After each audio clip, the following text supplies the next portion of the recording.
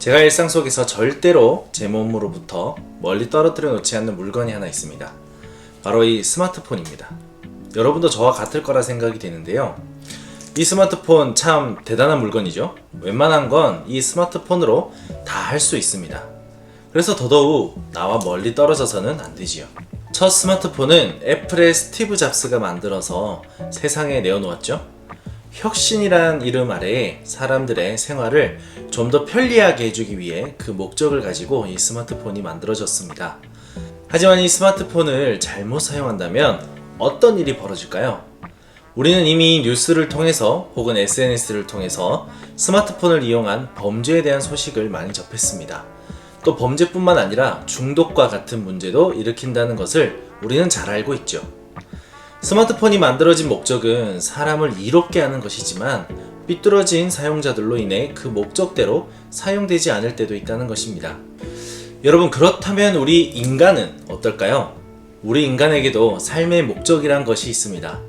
유명한 철학자 아리스토텔레스는 인간의 삶의 목적은 행복이다 라는 말을 했습니다.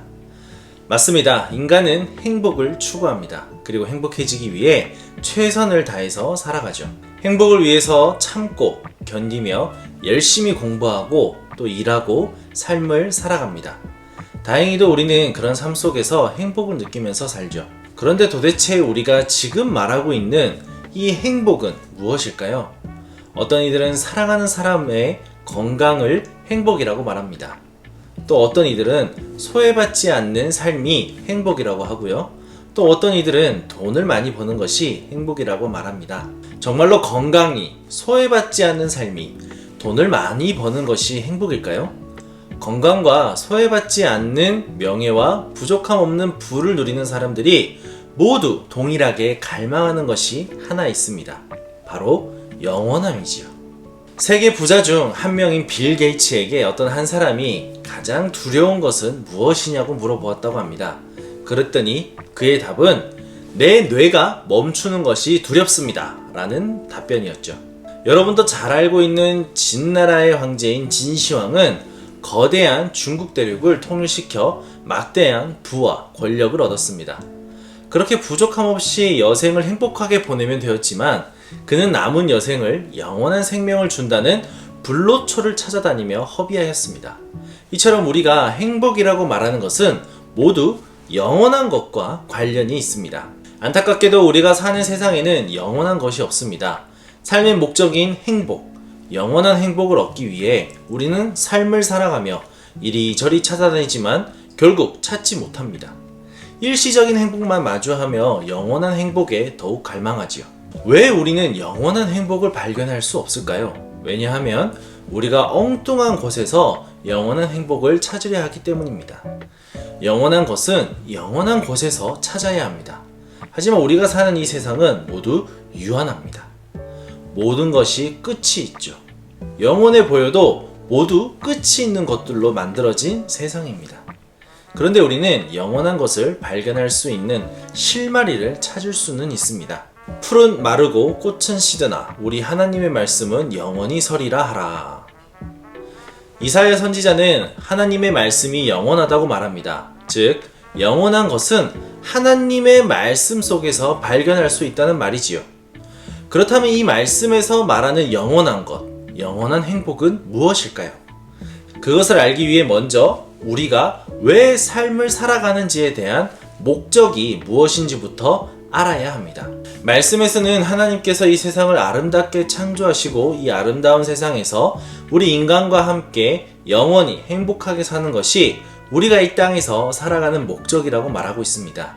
하지만 이 목적이 죄라는 것으로 인해 망가져 버리고 맙니다. 사람은 이 죄로 인해 영원한 것을 누릴 수 없게 되었죠.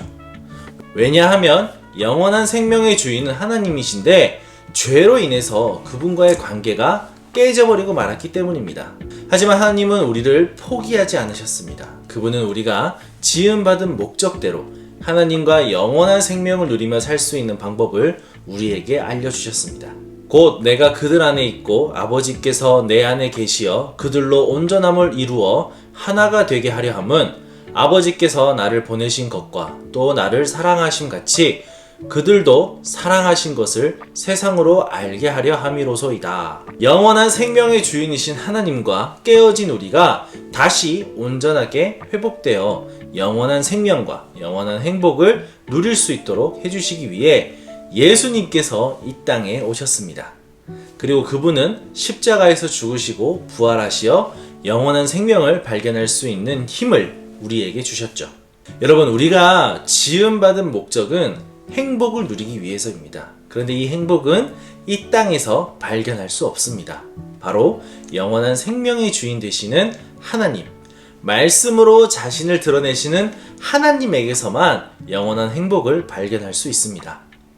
이 영원한 행복을 누리는 것이 우리가 이 땅에서 살아가는 온전한 목적이 됩니다.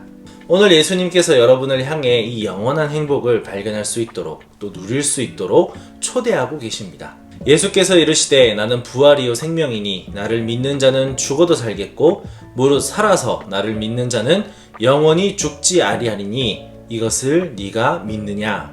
이 초대에 여러분이 응할 때 비로소 우리가 이 땅에서 살아가는 목적 그 너머 영원한 생명을 발견하게 되는 주님의 귀한 자녀 그리스도인들이 되기를 기도합니다.